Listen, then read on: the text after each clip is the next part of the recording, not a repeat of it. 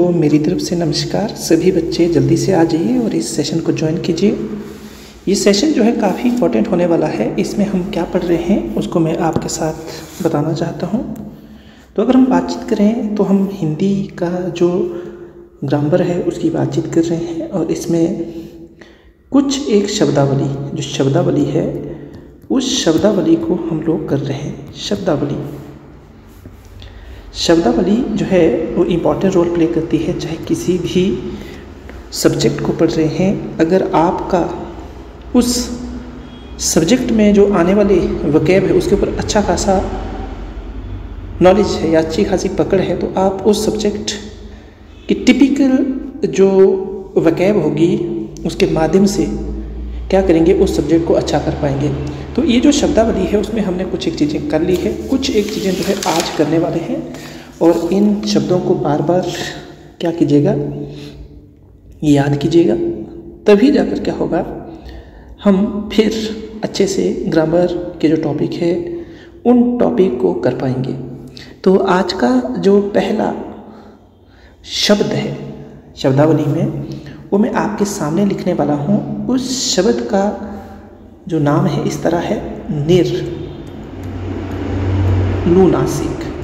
निर्नुनासिक ये शब्द है, काफ़ी अच्छा सा शब्द है, इसको समझने का प्रयास कीजिए। अगर हम बातचीत करें तो निर्नुनासिक जो शब्द है ये हम लोगों ने क्यों याद रखना है, और अगर आप निर्नुनासिक शब्द को जान जाते हैं तो कई चीज़ें आपकी जो है पहले ही क्लियर हो जाएगी जब आप टॉपिक पढ़ने से पहले इस पर चर्चा करेंगे। तो यहाँ पर देखिए इसकी डेफिनेशन देखिए, पहले परिभाषा जिसको कहते हैं, परिभाषा जो है उसको समझने का प्रयास करेंगे। परिभाषा का मतलब है कि ऐसे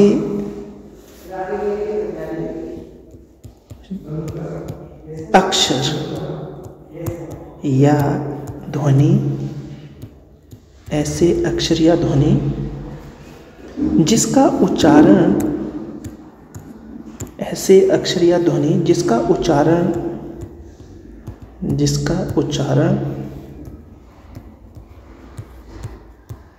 केवल मुंह से होता हो। कहाँ से होता हो? मुंह से होता हो। ये चीज़ तो आपको अच्छे से क्लियर हो गई है, कहाँ से होता हो, मुंह से। एक बात क्लियर होगी। दूसरी बात देखिए, दूसरी बात ये है कि एग्जाम्पल आपको पता होने चाहिए। ये सिर्फ स्वरों को लेकर है। जो निर्नुनासिक की बातचीत करें, स्वर ध्वनि जिसका उच्चारण केवल मुंह से हो, इस पे फोकस कीजिएगा। केवल मुंह से होता हो, तो उसको हम क्या कहेंगे, इसको ठीक कर लीजिएगा, उसको हम निर्नुनासिक कहेंगे। उदाहरण के तौर पर, जो उदाहरण है उसके तौर पर अगर मैं आपसे बातचीत करूं तो यहाँ पर आप समझने का प्रयास कीजिएगा। जैसे कि लिखा है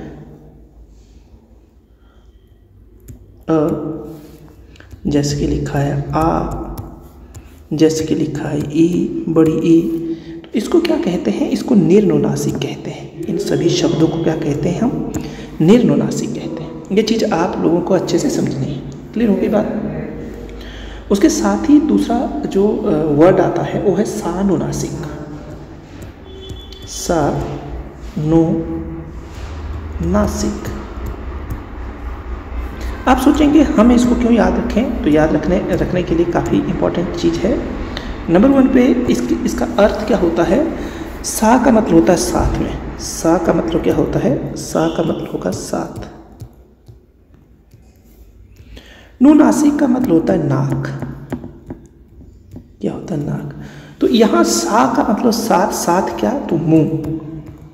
मीन्स जो ध्वनियाँ मुंह और नाक की सहायता से बोली जाती है उनको क्या कहते हैं, सानुनासिक कहते हैं। नाक और मुंह का इसमें काफ़ी रोल रहता है। मीन्स आपका मुंह भी खुला रहेगा और साथ में नाक भी खुला रहेगा, दोनों रोल प्ले करेंगे, नाक का भी और साथ में मुंह का भी। ये चीज़ आपको अच्छे से याद रखनी है। जब ये चीज़ क्लियर हो जाती है तो फिर आगे की बातचीत आती है कि इसके एग्जाम्पल क्या रहेंगे आखिर। तो यहाँ भी याद रखना कि स्वर की बातचीत कर रहे हैं हम। स्वर में क्या होगा, सानुनासिक किसे कहेंगे। तो स्वर में सानुनासिक का मतलब ये है कि ऐसे स्वर, ऐसी ध्वनियाँ, स्वर ध्वनियाँ जो मुंह और नाक से बोली जाती है। जैसे कि फॉर एग्जांपल मैंने आपसे बातचीत करने वाला हूँ, मान लो मैं ऐसे लिख दूँ, इसके ऊपर चंद्र बिंदी लगा दूँ, मैं ऐसे लिख दूँ, इसके ऊपर चंद्र बिंदी लगा दूँ, इसके अलावा ऐसे लिख दूँ, इसके ऊपर ये लगा दूँ, तो इसका मतलब क्या हुआ, इसका मतलब हुआ ये सानुनासिक ध्वनियाँ है। कैसी ध्वनियाँ है, ये सानुनासिक है। इसकी जो आवाज़ निकलेगी नाक और मुंह दोनों से निकलेगी। तो ये चीज़ आपको अच्छे से क्लियर होगी, आई थिंक अच्छे से क्लियर होगी। आगे चलिए, नेक्स्ट जो वर्ड आ रहा है वो काफ़ी इंपॉर्टेंट है, संयुक्त व्यंजन। थोड़ा सा समझने का प्रयास कीजिएगा। संयुक्त व्यंजन, हम टॉपिक को नहीं पढ़ रहे हैं, मैं आपको ये जो शब्द है इस शब्द के बारे में बताने वाला हूँ। संयुक्त व्यंजन क्या होता है, थोड़ा सा ध्यान से सुनिए। संयुक्त व्यंजन का मतलब है दो या दो से अधिक जो व्यंजन होंगे। अभी व्यंजन मैंने पढ़ाया नहीं, पर स्वरों जिसकी इंडिपेंडेंट ध्वनि नहीं होती है उसको व्यंजन कहते हैं। मीन्स स्वतंत्र ध्वनि ना हो जिसकी, उसको व्यंजन कहते हैं। स्वरों की सहायता से बोले जाने वाले जो ध्वनि होती है उसको क्या कहते हैं, व्यंजन कहते हैं। दो या दो से अधिक व्यंजन जब आपस में मिले और कुछ एक बने उसको क्या कहते हैं, व्यंजन कहते हैं। जैसे एग्जाम्पल ले लो, क्ष हो गया, क्या हो गया, उदाहरण के तौर पर, एग्जाम्पल के तौर पर क्या आया, क्ष आ गया,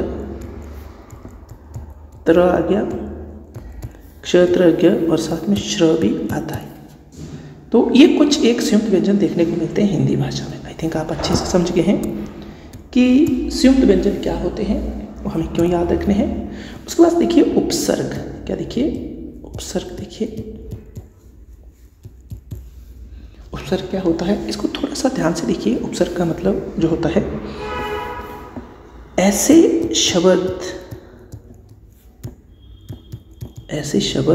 जो मूल शब्द से पहले लगते हैं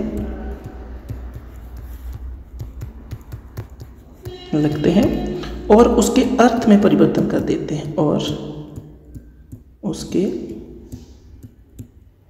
अर्थ में परिवर्तन कर देते हैं, उसे क्या कहते हैं, उसको उपसर्ग कहते हैं। आई थिंक आप अच्छे से समझ गए हैं। पहले भी मैंने आपसे बातचीत की तो उस वक्त भी बताया था। अब यहाँ पर आप लोगों को एक चीज़ याद रखनी है, वो क्या चीज़ है कि जैसे मैं लिखूँ अपमान, अपमान, यहाँ पर अप क्या है, उपसर्ग है। इसके अलावा और कई ऐसे एग्जाम्पल है जो आपको उपसर्ग के देखने को मिलेंगे। जैसे बेवफा, यहाँ बे क्या है, बे एक उपसर्ग है, वफा क्या है, मूल शब्द। तो इसको क्या कहते हैं, आप उपसर्ग कहते हैं। प्रत्यय देखिए, प्रत्यय को भी पहले भी समझा चुका हूँ, पर यहाँ पर एक बार फिर आपको देखना है। प्रत्यय मीन्स मूल शब्द के अंत में क्या आते हैं, प्रत्यय आते हैं, और वो भी उस शब्द के अर्थ में परिवर्तन कर देते हैं। तो ये अच्छे से याद रखना। जैसे मैं आपसे बातचीत करूँ तो झगड़ालू, झगड़ालू, यहाँ पर आलू प्रत्यय है। ये चीज़ आपको अच्छे से याद रखनी। एग्जाम्पल के तौर पर मैंने आपको समझा दिया। आगे अगर बातचीत की जाए तो इस बात पर आने से पहले आप लोगों को समझना है कृत प्रत्यय। कौन सा प्रत्यय, कृत प्रत्यय। कृत प्रत्यय का मतलब है कि जो प्रत्यय किसी धातु के साथ जुड़ता है। धातु हम पढ़ेंगे, धातु शब्द को मैं पक्का डिफाइन करूंगा अगले सेशन में। धातु संस्कृत में पढ़ते हो, संस्कृत की जब बातचीत आएगी तो मैं धातु की बातचीत करूंगा। धातु ऐसा वर्ब होती है संस्कृत में। धातु को क्या मानते हैं, ऐसा क्रिया मानते हैं। तो कुछ एक जो क्रियाएं हैं जो धातु रूप थी वो एज इट हिंदी में भी यूज़ की जाती है। और उसके साथ अगर कोई लास्ट में हम शब्द जोड़ते हैं तो उसको क्या कहते हैं, कृत प्रत्यय कहते हैं। मीन्स जो मूल शब्द धातु है उसके साथ अगर हम क्या करते हैं, उसके साथ अगर हम प्रत्यय जोड़ देते हैं तो उसको क्या कहते हैं, कृत प्रत्यय कहते हैं। जैसे मैं एक एग्जांपल देना चाहता हूँ, गढ़ंत। गढ़ंत यहाँ पर क्या है, जो एक घड़ है ये क्या है, मूल शब्द है, और इसके बाद त क्या है, एक प्रत्यय है, ये धातु है, ये क्या है, धातु है गढ़। उसके बाद भिड़ंत देख लो, मिलन देख लो, चिंतन देख लो, मनन देख लो।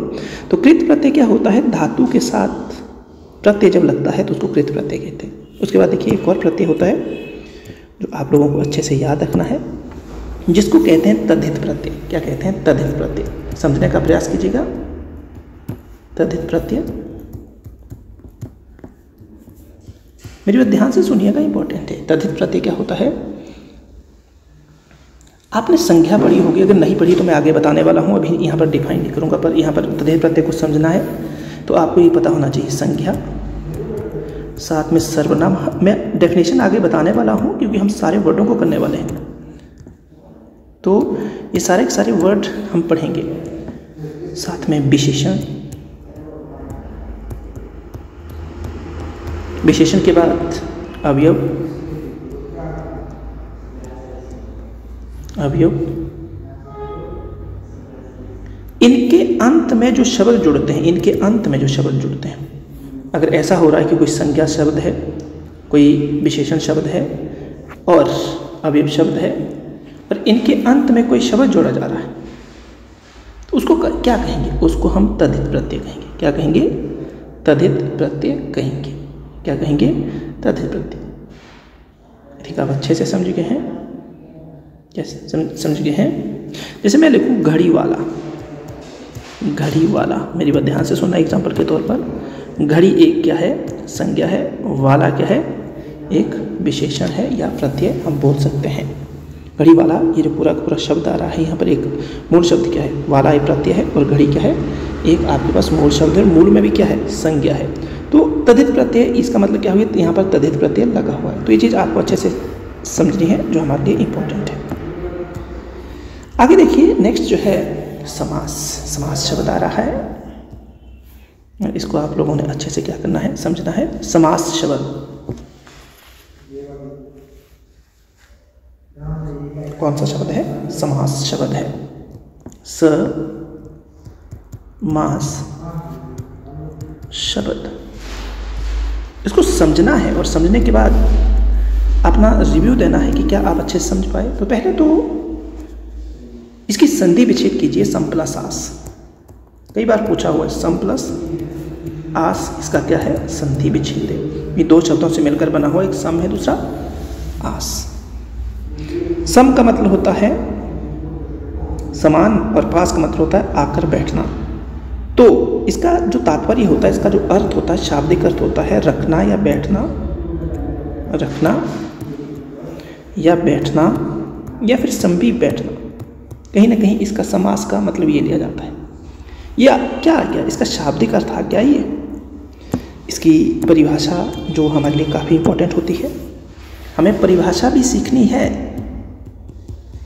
और परिभाषा की बातचीत करें तो परिभाषा में क्या क्या चीज़ें याद रखनी है। जब समास की परिभाषा की बातचीत कर रहे हैं हम, इसकी समास, समास की परिभाषा क्या होती है, देखिए, दो या दो से अधिक, दो या दो से अधिक शब्दों के मेल को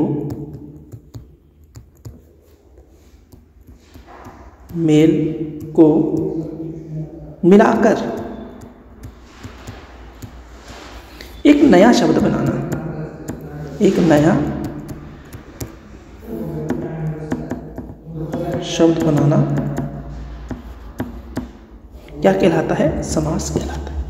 मेरी बात फिर ध्यान से सुनना, समास क्या होता है, जब दो या दो से अधिक शब्दों को मिलाकर हम एक नया शब्द बनाते हैं। जैसे मैं यहाँ पर एग्जाम्पल दूँ तो इस पर जाने से पहले आपको समास में भी दो पद याद रखने हैं। जैसे मैंने संधि में बताया था, समास में भी दो पद होते हैं। समास में क्या होते हैं, दो पद होते हैं, एक पूर्व पद होता है, ये दो शब्द होते हैं, एक पहला शब्द दूसरा उत्तर पद। ये कई बार उत्तर पद प्रधान होता है, करेंगे हम आगे। कई बार पूर्वपद प्रधान होता है। ये चीज़ आपको अच्छे से याद रखनी है जब आप समास पढ़ रहे हैं। अब उदाहरण अगर मैं दूँ समास का, तो देखिए उदाहरण में आप लोगों को अच्छे से याद रखना। जैसे मैं गंगा जल बोलूँ, गंगा जल, तो यहाँ पर एक शब्द ये है, एक ही शब्द ये है, दो या दो से अधिक शब्दों के से मिलने से एक नया शब्द बना। गंगा का कुछ और मीनिंग होता है, जल का कुछ और मीनिंग होता है, और मिलकर क्या बनाते हैं, एक नया शब्द बनाते हैं। तो इसी को तो समास कहते हैं। दो शब्दों को हम नज़दीक ला रहे हैं, इसी का तो मतलब समास होता है। तो ये जो है समास के बारे में आपने सीखा। क्या सीखा? समास के बारे में सीखा। अब कुछ एक और शब्द है जो आपके पार्ट ऑफ स्पीच से हैं। मीन्स हमारे पार्ट ऑफ स्पीच का मतलब ये होता है कि वाक्य जो होता है, वाक्य के जो भाग होते हैं, जो वाक्य हम बनाते हैं, उसमें कुछ एक भाग होते हैं, उसको अलग अलग नाम देके रखा है। तो पार्ट ऑफ स्पीच का मतलब ये होगा वाक्य के भाग। तो हम उसको सीखने वाले हैं, और उसमें भी कहानी जो है यहाँ से शुरू होती है। नंबर 1 पे देखिए कहाँ से शुरू होती है। नंबर 1 पे आपको देखना है संज्ञा। संज्ञा थोड़ा सा समझने का प्रयास कीजिएगा। आज तक आपने काफ़ी अच्छे तरीके से पढ़ा होगा, पर मेरे साथ पढ़कर कहीं ना कहीं अंडरस्टैंडिंग को अपनी डेवलप कीजिए। देखिए यहाँ पर 2-3 चीज़ें सीखनी है। पहले तो एक चीज़, सभी वस्तुएं क्या होती है, संज्ञा होती है। नंबर 1 पे इसको नोट डाउन कीजिएगा। सभी वस्तुओं क्या होती है, संज्ञा होती है। आई थिंक अच्छे से आप समझ गए, वस्तु क्लियर हो गई। अब वस्तु के साथ देखिए काम नहीं चलेगा। सभी वस्तुओं क्या होती है, संज्ञा होती है। इसमें वस्तुओं के साथ साथ ही जितने भी स्थान होते हैं, क्या होता है, स्थान होते हैं। एक मिनट ना, देखो संज्ञा क्या आ रही है, हमारे पास जितनी वस्तुएं हैं, कितनी भी हो सकती हो, ABCD, वस्तुओं के बाद स्थान है, यह स्थान है, और स्थान के बाद एक चीज़ और आती है, भाव, जो भावनाएं होती हैं। इन सभी को संज्ञा में रखते हैं। इसका मतलब ये हुआ कि वस्तुओं का विभाजन या वस्तुओं का वर्गीकरण, स्थान का वर्गीकरण, और हमारे जो भाव है उसका भी वर्गीकरण किस में आता है, संज्ञा में आता है। किस में आता है, संज्ञा में आता है। जब आप ये पढ़ बैठते हैं, तो अगर हम बोलें कि एवरीथिंग इज नाउ, तो क्या कोई गलत बात होगी? नहीं, कोई गलत बात नहीं होगी, बिल्कुल सही। तो मैं यहाँ एक कॉमन शब्द में लिखूँ कि एवरीथिंग इज नाउन। क्या है, एवरीथिंग इज नाउन। तो क्या इसमें कोई गलत है? नहीं, बिल्कुल गलत नहीं है। कैसे गलत होगा, मैं आपको सामने बता रहा हूँ। देखो वस्तुएं जो है, वस्तुओं की कई कैटेगरी होती है। अभी हम इसको नहीं करने वाले, मैं डेफिनेशन समझाने वाला हूँ। आखिर नाउन किसे कहेंगे? तो कोई भी वस्तु है, कोई भी स्थान है, कोई भी भाव होगा, उसको किस में रखेंगे? हम उसको संज्ञा में रखेंगे। अब देखिए 1 by 1 मैं समझाने का प्रयास करता हूँ, एग्जाम्पल के माध्यम से समझने का प्रयास कीजिएगा। एक पेन है जिससे मैं अभी लिख रहा हूँ, वो क्या है, संज्ञा है। वस्तु हुई कि नहीं हुई। जिस जगह पर बैठकर मैं पढ़ा रहा हूँ वो धर्मशाला है, क्या वो जगह हुई कि नहीं? तो स्थान का नाम भी क्या आया, संज्ञा होती है। किसी वस्तु का नाम, वो भी संज्ञा होती है। अब मेरी बात ध्यान से सुनना, मैं जो अभी आपको पढ़ा रहा हूँ, मेरा भाव क्या है, मैं अच्छे भाव से पढ़ा रहा हूँ, बुरे से पढ़ा रहा हूँ? अच्छा भाव हो सकता है या बुरा हो सकता है। इसका मतलब मैं ईमानदारी से पढ़ा रहा हूँ तो क्या आएगा, या मैं सच्चाई से पढ़ा रहा हूँ तो क्या है? तो मेरा भाव है, और भाव को किस में रखते हैं? इसका मतलब भाव को समझने के लिए आपको एक चीज़ यहाँ से नोट डाउन करनी है। भाव को हम भाववाचक संज्ञा में रखेंगे, पढ़ेंगे हम। भाव भी संज्ञा होती है, पर भाव से आप क्या समझेंगे? देखो भाव से समझेंगे जिसका संबंध मन से है, एक बात, दिल से हो सकता है, दूसरी बात, तीसरी बात ये हो सकती है कि जिन वस्तुओं को छुआ नहीं जा सकता है, देखा नहीं जा सकता है, तो फिर क्या किया जा सकता है? एक ही बात, उसको फील किया जाता है, उसको क्या किया जाता है, फील, अनुभव किया जा सकता है। उसको क्या कहते हैं? उसको भाव में रखते हैं। तो ये चीज़ आपको अच्छे से याद रखनी है कि संज्ञा किसे कहेंगे। मैंने एग्जाम्पल आपको दे दिए। जब भाववाचक संज्ञा का एग्जाम्पल देखेंगे तो बचपन आया, जवानी आई, तो मुझे बताइए बचपन को क्या आपने देखा, फील किया है ना? देखा थोड़े या छू पाए आप बचपन को? नहीं, ऐसा तो है नहीं। या बुढ़ापा आएगा तो क्या आप उसको देख पाएंगे, आप उसको फील करेंगे? तो ऐसी कुछ एक घटनाएं। या सच्चाई, क्या आप उसको देख सकते हैं? क्या आप उसको टच कर सकते हैं? नहीं, ऐसा तो नहीं है। तो क्या किया जा सकता है? फील ही किया जा सकता है। तो ये चीज़ें किस में आती है? ये चीज़ें संज्ञा में आती है। संज्ञा के जो है 5 भेद है। हम पढ़ेंगे इनको। कितने भेद है? 5 भेद है। 5 भेद। इसको समझने का प्रयास करना, जब हम पढ़ेंगे तो आप काफ़ी अच्छे से मैं आपको बताऊंगा। चलिए नेक्स्ट देखिए, सर्वनाम। क्या है सर्वनाम? थोड़ा समझने का प्रयास कीजिएगा, काफ़ी इंपॉर्टेंट है सर्वनाम। वास्तविक तौर पर अगर हम बातचीत करें तो संज्ञा के बदले में संज्ञा के स्थान पर जो शब्द प्रयोग होते हैं, जो शब्द प्रयोग होते हैं उन्हें क्या कहते हैं? उन्हें सर्वनाम कहते हैं। ये आपको अच्छे से याद रखना। इससे पहले कि मैं आपको बताऊं कि हमारी हिंदी भाषा में जो कंस्ट्रक्शन होती है सेंटेंस किस तरह होती है, ध्यान से सुनना। पहले कर्ता आता है जिसको हम क्या बोलते हैं? सब्जेक्ट बोलते हैं। फिर क्या होता है? यहाँ पर कर्म आता है हिंदी भाषा में। इंग्लिश में उल्टा होता है। और लास्ट में क्रिया आती है। क्या आती है? क्रिया आती है। ये चीज़ तो क्लियर हो गई। ये जो कर्ता है ये कर्म है और ये क्रिया है। ये जो 2 चीज़ें रहेंगी, कर्ता की जगह हमेशा कौन सा पार्ट ऑफ स्पीच होगा, कौन सा भाग होगा? यहाँ पर हमेशा संज्ञा या सर्वनाम ही आ सकता है। संज्ञा या सर्वनाम, समझने का प्रयास कीजिए। यहाँ भी ऐसा ही पैटर्न रहता है। यहाँ भी संज्ञा और सर्वनाम ही आता है और क्रिया लास्ट में होती है। ये आपको अच्छे से याद रखना। आप बोलेंगे ऐसा कैसे, आप ऐसे कैसे बोलते? तो एग्जाम्पल लो, राम ने काम किया। अब मुझे बताइए राम क्या है? संज्ञा है कि नहीं? मैं आपको पीछे बता चुका हूँ। एवरीथिंग इज, किसी का नाम हो, किसी का भी हो, मतलब स्थान का या व्यक्ति का या कोई भाव हो या तो सारी की सारी एवरीथिंग इज या एवरी पर्सन का नेम किस में आता है? संज्ञा में। तो संज्ञा हुआ। अब ये भी देखिए काम क्या है? काम भी एक संज्ञा हुआ कि नहीं हुआ? मुझे बताइए।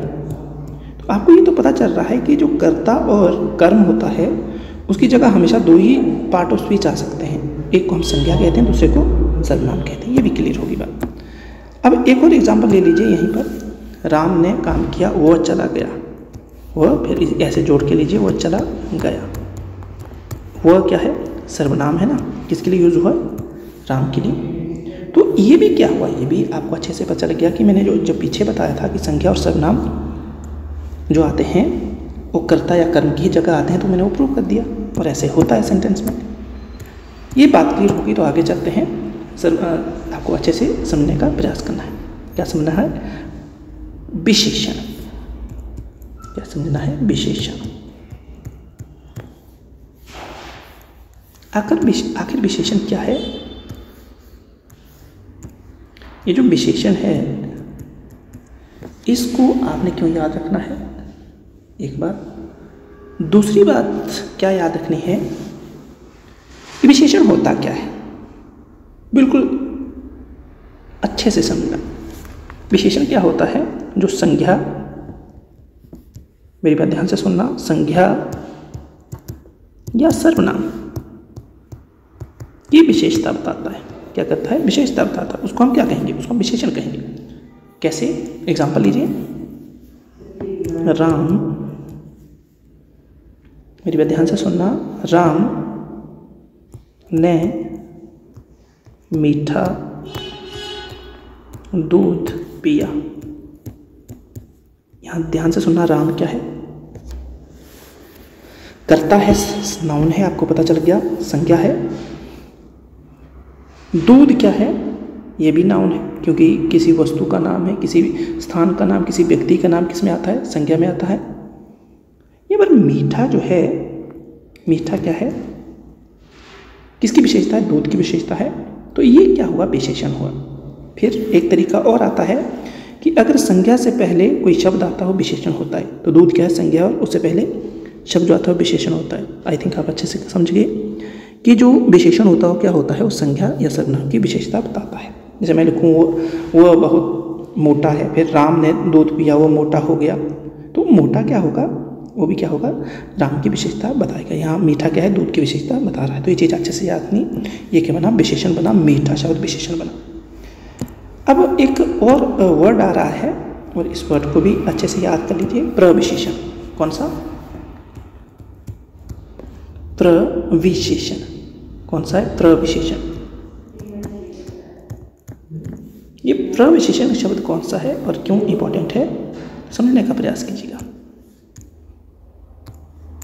प्रविशेषण का मतलब है जो विशेषण की विशेषता बताए। किसकी विशेषता बताए, विशेषण की विशेषता बताए, विशेषण की विशेषता। उसको क्या कहेंगे, उसको तो हम प्रविशेषण कहेंगे। आई थिंक आप अच्छे से समझ गए, और अच्छे से समझ गए तो फिर एक चीज और भी बचती, और क्या बचती है, इसको ध्यान से देखिए। प्रविशेषण हो गया, और प्रविशेषण के साथ और एक चीज क्या बचती, उदाहरण बचता है। और उदाहरण जो प्रविशेषण का मैं आपको देने वाला हूं, वो बहुत मीठा दूध पीता है। वो उदाहरण क्या है, एक मिनट रुकना।